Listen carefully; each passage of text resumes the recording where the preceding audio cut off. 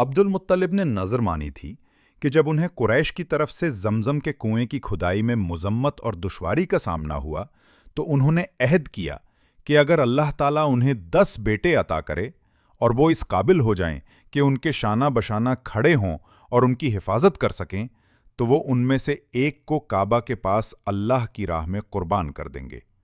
उस वक्त उनके सिर्फ एक बेटे हारिस थे। जब अब्दुल मुत्तलिब के बेटों की तादाद 10 हो गई और उन्हें यकीन हो गया कि वो उनकी हिफाजत कर सकते हैं, तो अब्दुल मुत्तलिब बेटों से मुखातिब हुआ, मेरे बेटो, मैंने बैतुल्लाह के रब से एक अहद किया था। जिस वक्त मैं जमजम खोद रहा था, मैंने अल्लाह से कहा था कि अगर मुझे 10 बेटे दे तो मैं उनमें से एक को उसके नाम पर कुर्बान करूंगा। हारिस ने हैरत से कहा, अब्बा जान, ये तो बहुत बड़ी कुर्बानी है। अब्दुल्ला ने कहा, अब्बा जान, अगर ये वादा अल्लाह से है तो हमें इनकार नहीं, लेकिन सवाल ये था कि कुर्बान कौन सा बेटा होगा। अब्दुल मुत्तलिब ने जवाब दिया, तुम में से हर कोई एक एक तीर ले और उस पर अपना नाम लिख दे। उन्होंने ऐसा ही किया और तीर लेकर आए।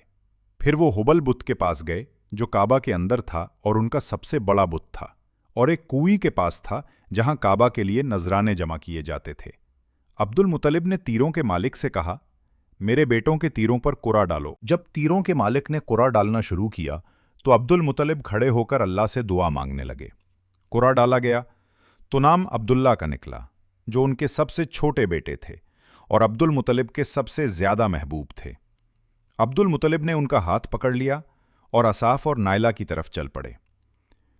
असाफ और नायला 2 बुत थे जहां लोग कुर्बानी करते थे। कुरैश अपने मजलिसों से उठ खड़े हुए और पूछा, तुम क्या करना चाहते हो?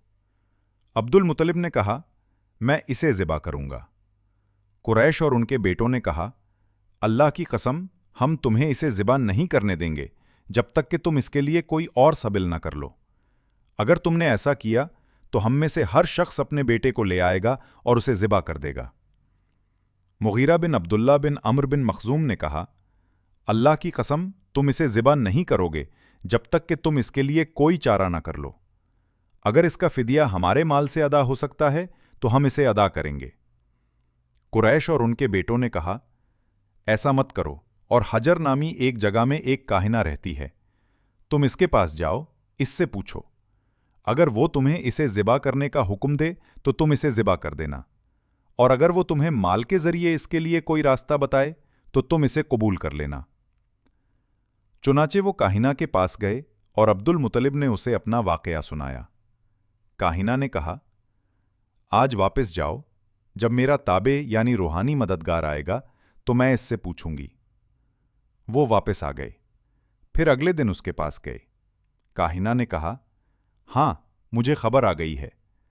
तुम्हारे यहां एक आदमी की देयत कितनी है? उन्होंने कहा, 10 ऊंट। काहिना ने कहा, अपने इलाके में वापस जाओ और 10 ऊंट तैयार करो, फिर उन पर और इस लड़के पर कुरा डालो। अगर कुरा लड़के पर निकले तो ऊंटों की तादाद में 10 और इजाफा करो, फिर दोबारा कुरा डालो। इसी तरह कुरा डालते रहना और हर बार 10 ऊंट बढ़ाते जाना, यहां तक कि तुम्हारा रब राजी हो जाए। और कुरा ऊंटों पर निकले तो उन्हें ज़िबा कर देना। इस तरह तुम्हारा रब राजी होगा। चुनांचे वो मक्का वापस आए और अब्दुल्ला और 10 ऊंटों को तैयार किया। कुरा डाला गया तो अब्दुल्ला का नाम निकला। उन्होंने 10 ऊंटों का इजाफा किया, फिर कुरा डाला तो फिर अब्दुल्ला का नाम निकला। वो ऊंटों की तादाद में 10 का इजाफा करते रहे और हर बार कुरा अब्दुल्ला पर निकलता रहा, यहां तक कि ऊंटों की तादाद 100 हो गई।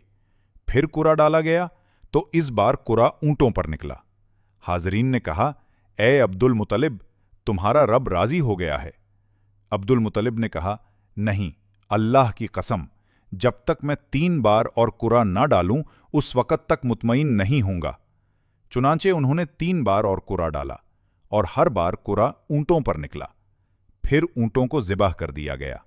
इस तरह अब्दुल मुत्तलिब ने अपनी नज़र पूरी की।